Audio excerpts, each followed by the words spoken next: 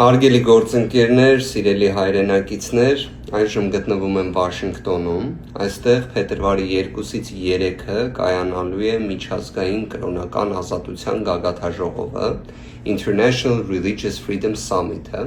որը վերջին տարիներին շատ ավելի մեծ ճանաչում է ձեռք բերել և հիմնականում դրա շրջանակներում քննարկվում են խղճի, կրոնի, ազատություններին վերաբերող տարբեր հիմնախնդիրներ։ Իհարկե, այս տարի այս գագաթաժողովը Հայաստանի Հանրապետության տեսանկյունից էլ ավելի մեծ իմաստ է ձեռք բերում, քանի որ այն ամենը, ինչ կատարվում է մեր հայ առաքելական Սուրբ եկեղեցու նկատմամբ, այն քաղաքական ճնշումները, միջամտությունները, հետապնդումները, թե սրբազան հայրերի նկատմամբ, թե վեհափառ տիրոջ նկատմամբ, ինչպես նաև ազգային բարերար Սամվել Կարապետյանի նկատմամբ, սրանք բոլորը ի վերջո հանդիսանում են նաև հենց կրոնական ազատության իրացման էական խոչընդոտներ։ Իհարկե նաև կրոնական ազատությունների տեսանկյունից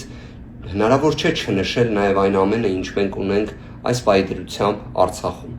Այն է, որ ունենք եկեղեցիներ, վանքեր, որտեղ նվազագույն կրոնական ազատության իրացման հնարավորություն չունենք, նույնիսկ աղոթք անելու հնարավորություն չունենք։ Սրանք բոլորը ունեմ իհարկե այդ համոզմունքը, որ կարող են և պետք է հանդիսանան հավուր պատշաճի ներկայացման թեմա առարկա նաև այսպիսի գագաթաժողովի շրջանակներում։